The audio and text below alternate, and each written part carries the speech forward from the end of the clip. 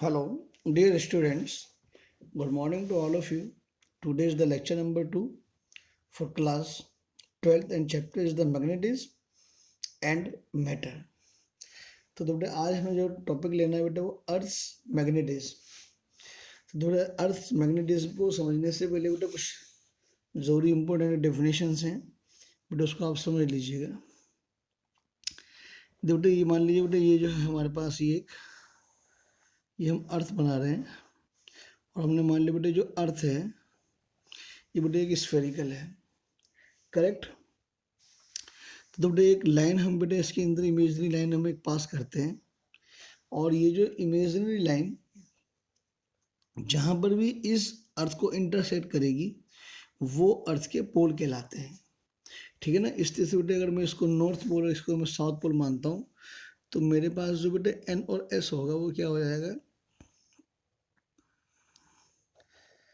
Geographically poles हो जाएंगे, ठीक है ना। और बेटे इसी को ही हम क्या कहते हैं बेटे, अर्थ या जियो और इसको जियोग्राफिकली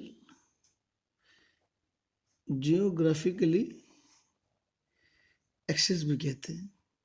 और ये बेटे मान लीजिए ये रोटेट होती है, अर्थ जो होती है बेटे इस तरह से यहाँ पर रोटेट होती है, तो इसको कहा जाता है बेटे अर्थ का एक्सिस और जियोग्राफिकली एक्सिस, जिस एक्सिस पर अर्थ आपकी रोटेट होती है, करेक्ट।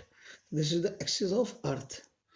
अब बेटे साइंटिस्ट ने बेटे ये माना है हमारे, बल्कि इससे भी पहले बेटा आप समझिए बेटे जियोग्राफिकली इक्वेटर। तो जियोग्राफिकली इक्वेटर क्या होता है बेटे, अगर हम एक ग्रेटेस्ट सर्किल ड्रा करें और वो जो ग्रेटेस्ट सर्किल ड्रा होता है वो इस एक्सिस के अगर परपेंडिकुलर होता है तो इसको बेटे हम क्या कहते हैं, इसको नाम देते हैं बेटे जियोग्राफिकली इक्वेटर, करेक्ट। साइंटिस्ट ने बेटे ये माना है अर्थ के deep inside the earth centre पर बेटे एक जो मैग्नेट होती है, एक बहुत बड़ी ह्यूज मैग्नेट बरीड होती है। और ये जो मैग्नेट होती है बेटे ये मान लो बेटे इसका एक पोल है और ये इसका पोल है, इसको मिलाकर बेटे जो लाइन ड्रा करते हैं तो बेटे ये जो कहलाता है बेटे ये क्या कहलाता है, ये आपके पास जो कहलाएगा बेटे ये मैग्नेटिक एक्सिस कहलाता है। और ये एस डैश और एन डैश, जो एन डैश और जो एस डैश है, जो एस डैश है वो मैग्नेटिक पोल्स कहलाते हैं।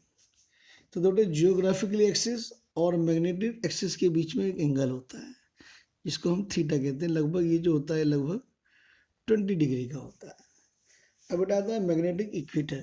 तो मैग्नेटिक इक्वेटर क्या होता है, जो ग्रेटेस्ट सर्किल अगर हम ड्रा करें और वो जो ग्रेटेस्ट सर्किल होगा अगर वो परपेंडिकुलर है किसके बेटे, अगर वो परपेंडिकुलर होता है towards the magnetic axis then it is called, ये क्या कहलाएगा बेटे, मैग्नेटिक इक्वेटर। ये क्या कहलाएगा, ये कहलाता है बेटे मैग्नेटिक इक्वेटर, ठीक है ना। अब बेटे देखो अब अच्छी जाती है बेटे एक मेरिडियन। देखो बेटे मेरिडियन क्या होता है, एक वर्टिकल प्लेन अगर अर्थ के या जियोग्राफिकल एक्सिस से पास होता है तो उसको कहा जाता है जियोग्राफिकली मेरिडियन। और एक वर्टिकल प्लेन अगर मैग्नेटिक एक्सिस से पास होता है तो उसको कहा जाता है मैग्नेटिक मेरिडियन। वास्तव में ये जो एंगल हम थीटा बता रहे हैं ये दो में यानी कि अर्थ का में जियोग्राफिकली मेरिडियन और मैग्नेटिक मेरिडियन के बीच का एंगल भी कहा जा सकता है और इसको ही हम जियोग्राफिकली एक्सिस और मैग्नेटिक एक्सिस के बीच का एंगल भी हम कह सकते हैं। तो ये कुछ इम्पोर्टेंट डेफिनेशन थी। वास्तव में बेटे डेफिनेशन पेपर्स के लिए नहीं है, लेकिन इनको समझने से समझकर ही आप आगे समझ सकते हैं, नहीं तो एलिमेंट ऑफ अर्थ क्या होता है बेटे उसको भी आप नहीं समझ सकते। अब बेटे जो क्वेश्चन आता है एग्जाम में जो आता है वो अर्थ के एलिमेंट का आता है, अर्थ एलिमेंट। तो बेटा अर्थ का टोटल मैग्नेटिक फील्ड क्या होता है, उसको डिफाइन करने के बेटे 3 एलिमेंट होते हैं अर्थ के, ठीक है ना। तो अर्थ का जो पहला एलिमेंट होता है उसको हम क्या कहते हैं बेटे, एंगल ऑफ डिक्लिनेशन। क्या कहते हैं बेटे, एंगल ऑफ डिक्लिनेशन। बेटे एंगल ऑफ डिक्लिनेशन को जनरली जो डिनोट करा जाता है बेटे वो थीटा से डिनोट करा जाता है। तो पहले बेटे मैं इसकी डेफिनेशन पढ़ रहा हूँ आप लोगों के लिए, उसको देखेंगे आप, क्या लिख सकते हैं आप उसको। The angle between geographically meridian and magnetic meridian is called angle of declination. वास्तव में जो भी मैंने बताया, जो ये वर्टिकल प्लेन जो मैग्नेट जियोग्राफिकली मेरिडियन है और ये जो आपके पास मैग्नेटिक मेरिडियन है, उसके बीच का angle he angle of declination होता है। और बेटा इसकी जो वैल्यू होती है वो प्लेस टू प्लेस कभी भी चेंज नहीं होती है, it is a constant value, ठीक है ना। इसको क्या कहा जाता है बेटा, मैग्नेटिक डिक्लिनेशन। अब बेटा जो नंबर 2 आता है, ये इंपॉर्टेंट है बेटा आपके पास, इसको कहा जाता है बेटा एंगल ऑफ डिप और एंगल ऑफ इंक्लिनेशन भी कहते हैं इसको, क्या कहते हैं, और इसको एंगल ऑफ इंक्लाइनेशन भी कहा जाता है। और इसको बेटा जो डिनोट करा जाता है वो डेल्टा से हम लोग डिनोट करते हैं। तो बेटा एंगल ऑफ डिप की डेफिनेशन पहले आप लिख लेंगे, फिर मैं आपको भी एक्सप्लेन करता हूँ, ठीक है ना। तो एंगल ऑफ डिप क्या है बेटा आपके पास, angle of dip is defined as the angle made by the resultant of earth magnetic field with horizontal in magnetic meridian. यानी बेटे एंगल ऑफ डिप क्या हुआ आपके पास, वो एंगल जो बनाता है अर्थ का total magnetic field with horizontal magnetic meridian के साथ जो बनाता है बेटे, उसको हम डेल्टा कहते हैं। अब बेटे जो डेल्टा होता है ना, ये प्लेस टू प्लेस बेटे इसकी वैल्यू बदलती है, जबकि एंगल ऑफ डिक्लिनेशन वो कभी भी नहीं बदलता है, ठीक है ना। अब बेटे जो थर्ड आता है हॉरिजॉन्टल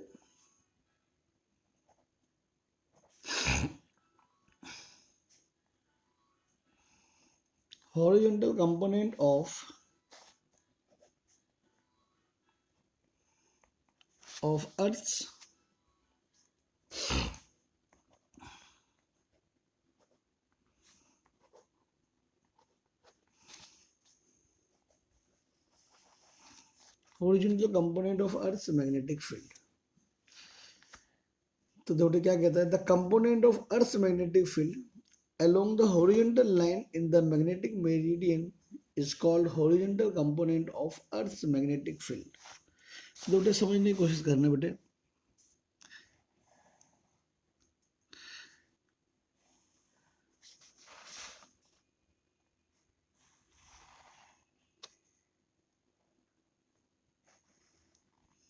तो बेटे ये जो बनाया हमने, ये बनाया बेटे प्लेन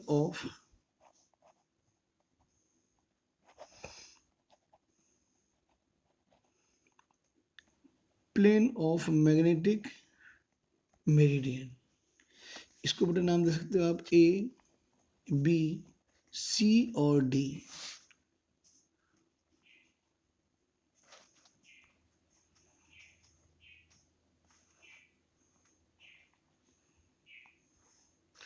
और बेटे देखो ये जो है, ये है प्लेन ऑफ जियोग्राफिक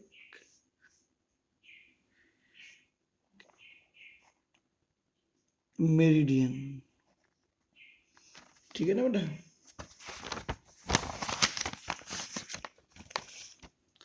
अब तो बेटे आपके पास जियोग्राफिकली मेरिडियन और मैग्नेटिक मेरिडियन के बीच का एंगल क्या होता है, एंगल ऑफ डिक्लिनेशन होता है। तो बेटे ये तो हो गया थीटा हमारे पास, करेक्ट। अब बेटे यहाँ पर मैंने अर्थ का जो मैग्नेटिक फील्ड की डायरेक्शन ली, तो ये बेटे अर्थ का जो है टोटल मैग्नेटिक फील्ड की डायरेक्शन है और ये इसका मैग्नीट्यूड बताता है, इसको आप ए पी कह सकते हैं। अब बेटे एक परपेंडिकुलर बेटे मैंने यहाँ पर ड्रा करा और एक परपेंडिकुलर बेटे मैंने यहाँ पर ड्रा करा, तो बेटे ये तो जो हो गया वो तो हो गया बेटे ए बी जो हो गया ना, इस मैग्नेटिक मेरिडियन का हॉरिजॉन्टल एक्सिस हो गया, हॉरिजॉन्टल कंपोनेंट कहिए बल्कि आप इसको, और इसको बेटा हम जो डिनोट करते हैं ना वो डेल्टा से डिनोट करते हैं। तो इसको ए पी यहाँ पर हम बेटे इसको क्यू नाम दे देते हैं, और यहाँ का जो हुआ बेटे इसको हम कहते हैं एच, और यहाँ पे नाम देते बेटे इसको आर। तो ये जो बन गया बेटे ये बन गया आपके पास वर्टिकल कंपोनेंट। तो जो ये जो बेटे जो ए क्यू बन गया है, ये एच बन गया है, और ये जो एच हो गया बेटे क्या हो गया बी कॉस डेल्टा, और ये हो गया आपके पास हॉरिजॉन्टल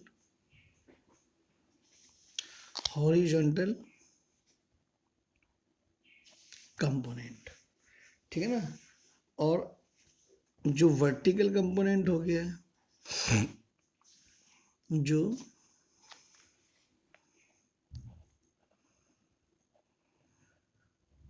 वर्टिकल कंपोनेंट हो गया बेटा वो क्या हो गया ए आर हो गया आपके पास, A R is equal to V हो गया, और वास्तव में बेटा ये पी क्यू के भी बराबर होगा, और जो आपके पास ए क्यू है वो पी आर के भी बराबर होगा।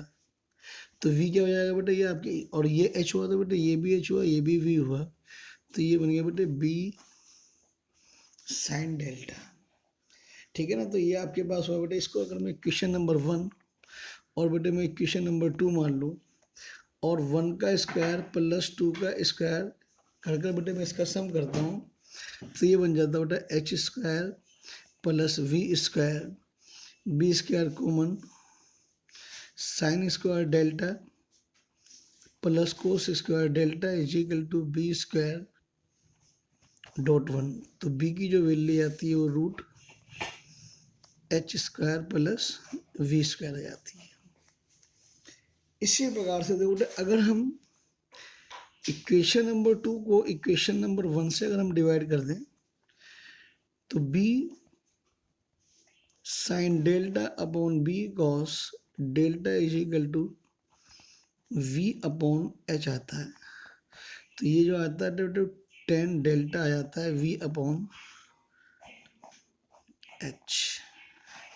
इसका मतलब बेटा क्या हुआ, ये जो हो गया बेटा हमारे पास, ये हमारे पास अर्थ का टोटल मैग्नेटिक फील्ड की डायरेक्शन आ जाती है, करेक्ट। तो ये बेटा आपके पास हॉरिजॉन्टल कंपोनेंट भी हो गया, और आपके पास ये वर्टिकल कंपोनेंट भी हो गया। अब देखिए बेटे अगर आपके पास एट द पोल, अगर एट जो पोल होता है, अगर हम पोल पर होते हैं तो पोल पर बेटे डेल्टा की वैल्यू जो होती है ना वो 90 होती है, आइदर पोल नॉर्थ पोल और साउथ पोल। और बेटे जो साइन 90 होता है वो तो होता है 1, और कोस 90 होता है वो होता है 0। तो बेटे अगर हम इक्वेशन 1 की बात करें तो आपके पास h हो जाएगा वो 0 हो जाएगा। लेकिन अगर हम वर्टिकल कंपोनेंट की बात करें इस इक्वेशन से तो v हो जाएगा b। इनमें से क्या बताता है कि अगर हम पोल पर हैं तो हॉरिजॉन्टल कंपोनेंट जो अर्थ का टोटल मैग्नेटिक फील्ड का होता है वो 0 होता है, और जो वर्टिकल कंपोनेंट होता है अर्थ मैग्नेटिक फील्ड का वो टोटल मैग्नेटिक फील्ड के बराबर हो जाता है। लेकिन एट इक्वेटर, अगर इक्वेटर की बात करें तो डेल्टा 0 होता है, तो कॉस 0 1 होता है, एंड साइन 0 की वैल्यू 0 होती है, करेक्ट। तब आपके पास क्या होता है बेटे, जो h है वो तो हो जाएगा b फ्रॉम 1 से, और जो v हो जाएगा वो हो जाएगा 0। यानी कि अगर इक्वेटर है तो इक्वेटर पर आपकी हॉरिजॉन्टल कंपोनेंट अर्थ के टोटल मैग्नेटिक फील्ड के बराबर हो जाता है, और वर्टिकल कंपोनेंट की वैल्यू आपके पास 0 हो जाती है। तो ये बेटा आपके पास अर्थ का जो फील्ड के बारे में लगभग आपका पार्ट ये खत्म हो जाता है यहाँ पर, ठीक है ना। एक बहुत छोटी सी चीज़ आपको एक न्यूमेरिकल दे देते हैं बस का।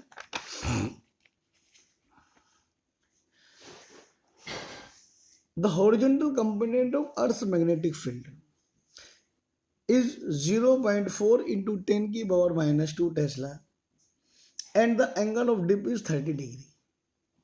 Calculate the total intensity of magnetic field. यानी कि बेटे जो आपको अर्थ का हॉरिजॉन्टल कंपोनेंट दिया है, जो एच की वैल्यू दी है वो 0.4 इंटू 10 की पावर -2 टेस्ला दी है, और जो एंगल ऑफ डिप डेल्टा जो दिया है बेटे वो आपको 30 डिग्री दिया है। वो पूछता क्या है बेटे, आपसे टोटल इंटेंसिटी पूछता है, मीन्स वो बी पूछता है, ठीक है ना। तो बेटे आप फॉर्मूला लगा सकते हो एच का, आपके पास सिंपल सा क्वेश्चन है बी कॉस डेल्टा, हमें क्या निकालना है बेटे, हमें निकालना है बी, तो B is equal to H upon cos delta. तो एच की वैल्यू 0.4 है इंटू 10 की पावर -2 है कॉस 30, ठीक है ना। और cos 30 की जो वैल्यू होती है वो √3/2 होती है। तो 0.4 इंटू 10 की पावर -2 अपॉन √3/2, जब बेटे इसको सोल्व आउट करेंगे तो बी की जो वैल्यू आएगी वो हमारे पास 0.46 इंटू 10 की पावर -2 टेस्ला है। तो बेटे यहीं तक का आपका सिलेबस, यहीं तक का आपको काम करना है, और इसका न्यूमेरिकल जरूर आएगा एक कोई ना कोई छोटा सा क्वेश्चन। तो बेटा आज का टॉपिक मैं यहाँ पर ख़त्म करता हूँ। ओके, थैंक यू बेटा।